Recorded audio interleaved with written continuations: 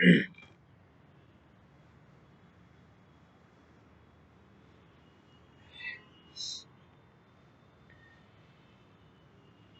Guys.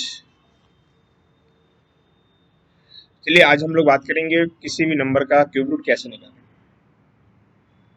ठीक है, यानी किसी भी संख्या का हम लोग घन कैसे निकालेंगे, इस बात पे हम लोग चर्चा करेंगे आज। तो आज का जो वीडियो होगा वो बहुत ही शानदार होने वाला है, बात को समझने का थोड़ा प्रयास करना है। तो इस क्यूब रूट निकालने के लिए ना हमको कुछ बेसिक सी चीज बात होती है जो हमको समझने की जरूरत है। आप देख रहे होंगे यहाँ साइड में लिखा हुआ है 1 का क्यूब कितना होता है, 1 होता है, 2 का क्यूब 8 होता है, 3 का क्यूब 27 होता है, 4 का क्यूब 64 है, 5 का क्यूब 125 है, 6 का क्यूब 216 है, 7 का क्यूब 343 है, 8 का क्यूब 512 है और 9 का जो क्यूब है 729 है। तो ये सारे क्यूब आपको याद होना चाहिए, इससे आपको बहुत सा चीजें क्या होगी, हेल्प होगा। इसमें भी एक बहुत सा एक कंप्लीट चीज समझिएगा। क्या है ना, ये कुछ कुछ ऐसे यहाँ पे नंबर है जिनको क्यूब करने के बाद वो संख्या चेंज ही नहीं होता है। जैसे आप 1 को देखिए, 1 को क्यूब किए तो 1 ही आ गया। इसके बाद देखिएगा आप 4 को क्यूब किए तो 4 ही रह गया, 5 को क्यूब किए तो 5 ही रह गया। किस क्या रह गया, इकाई अंक, यूनिट डिजिट देखिएगा। 6 को देखिएगा तो 6 रह गया और फिर फाइनली 9 को देखेंगे तो 9 रह गया। यानी मेरे पास सर टोटल 2 और 2 4 और 1 5, मेरे पास सर 5 वैसे संख्या है जिनको क्यूब करने के बाद भी इकाई स्थान पे सेम चीज रह जाता है। क्लियर यहाँ तक? तो इसको निकालने का सही तरीका क्या है वो समझते हैं सबसे पहले। जैसे आप देखेंगे ना, जो आपको सबसे फर्स्ट जो क्वेश्चन दिख रहा होगा उसमें कितने, तो सर 3 और 2 5 डिजिट का आपका नंबर है। बढ़िया बात है, 5 डिजिट का है, लेकिन इस 5 डिजिट वाले को करना क्या है, कुछ नहीं। क्या करना है, कुछ नहीं करना। मतलब ये है कि पहले हम इसको 3 का पेयर बना लेंगे इधर से। क्लियर है? ये 3 डिजिट को पकड़ कर हम पेयर बना लेंगे। अब यहाँ पे क्या करेंगे कि देखेंगे कि सर लास्ट में 4 किसका आता है। सिर्फ अब हम बात करेंगे यूनिट डिजिट पे। पहले तो पकड़ेंगे तीनों को और तीनों को पकड़ने के बाद हम बात किसका करेंगे, सिर्फ और सिर्फ यूनिट डिजिट पे। क्लियर है? किस बात करेंगे, सिर्फ यूनिट डिजिट पे बात करेंगे, यानी 4। अब ढूंढिए कि सर 4 किसका क्यूब होता है। तो आप देखिए यहाँ पे लास्ट में 64 में 4 आया है लास्ट में, यानी कि सर क्या लिखना होगा, तो इसके लिए आपको 4 लिखना पड़ जाएगा। क्लियर है? क्या लिखना पड़ जाएगा, 4 लिखना पड़ जाएगा। अब फिर से बात करते हैं। सर जो यहाँ पे मेरे पास बच गया 13, इस 13 को क्या करेंगे, तो 13 को करना कुछ नहीं है, आप थोड़ा सा सोचने का यहाँ पे आदत डालेंगे। ठीक है, क्या सोचना होगा कि आप सोचिए कि जो 13 लिखा हुआ है, इस 13 से थोड़ा पीछे, 13 से थोड़ा पीछे कोई एक ऐसा संख्या आप चुनिए जो एक कंप्लीट क्यूब होता हो। तो आप बोलेंगे सर 13 है, 13 से थोड़ा पीछे आएंगे सर हमको 8 नजर आएगा और 8 कंप्लीट क्यूब है किसका, तो 2 का। ठीक है, तो आप यहाँ पे क्या लिख लेंगे, 2 लिख लेंगे। यही हो जाएगा इसका आंसर। नहीं समझ में आया होगा, फिर से नेक्स्ट वीडियो देखिए, समझ में आ जाएगा। और नहीं तो इसको ऐसे समझिएगा, जो यहाँ पे 13 लिखा हुआ है ना, इस 13 को आप ला करके कंपेयर कराइए, देखिए कि 13 किसके बीच में आ रहा है। ये 13 किसके बीच में आ रहा है, तो आप बोलेंगे सर ये 13 हमारा 8 और 27 के बीच में आ रहा है। ठीक है, ये 8 किसका होता है, 2 का होता है, ये किसका होता है, 27 3 का होता है।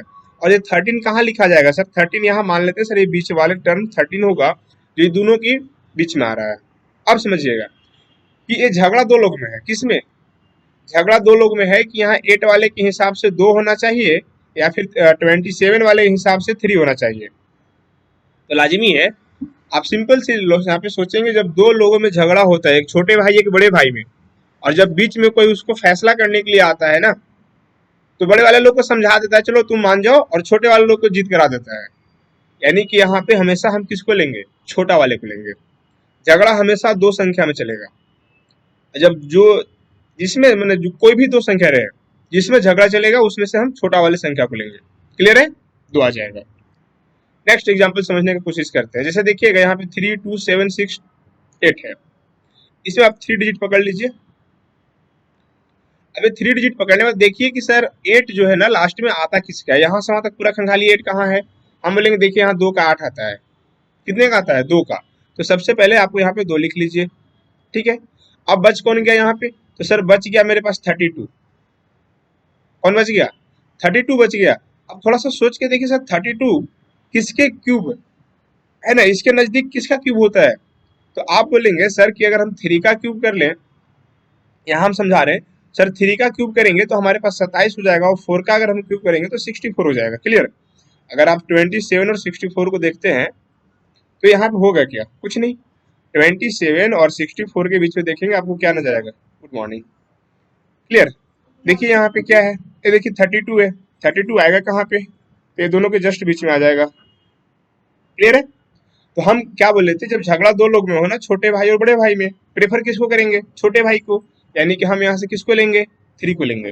दूसरा तरीका समझिएगा, यहाँ जो मेरे पास 32 है, उस 32 को हमें क्या करनी है?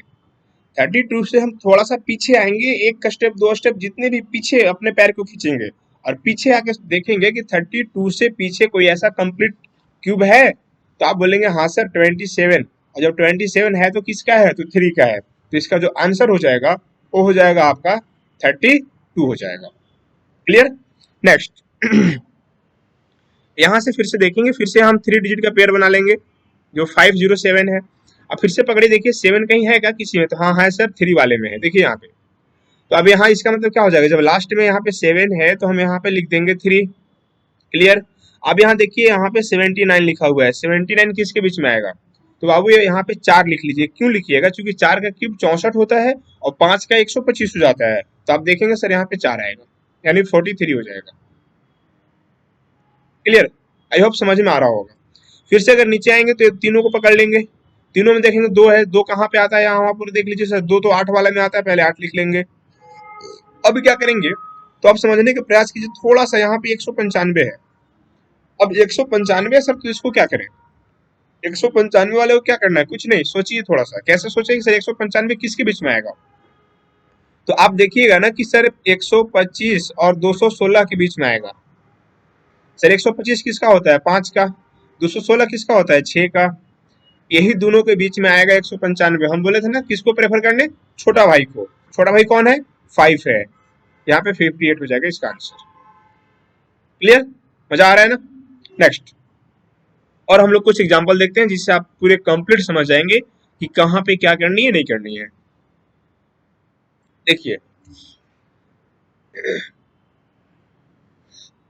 सॉरी गाइज मेरा थोड़ा तबीयत खराब है।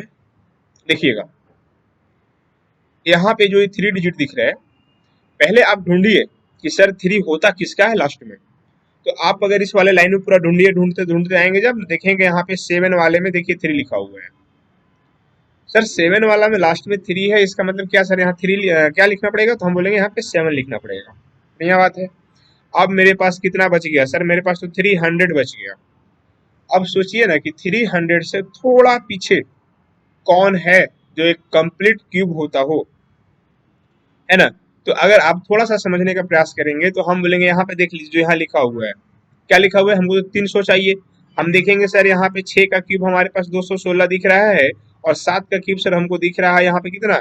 343 दिख रहा है। हम देखेंगे सर इसी के बीच में कहीं ना कहीं 300 आ जाएगा। हम बोलेंगे प्रेफर किसको करेंगे? छोटा भाई। छोटा भाई बोले तो 216। 216 किसका होता है? 6 का। मतलब कि यहाँ पे 6 हो जाएगा। क्लियर है? तो इसको पकड़ने के लिए ना कम से कम आपको 1 से लेकर 10 तक तो याद होना चाहिए ना क्यूब, तब तो आप आसानी से कर पाएंगे बड़े बड़े नंबर का। क्लियर?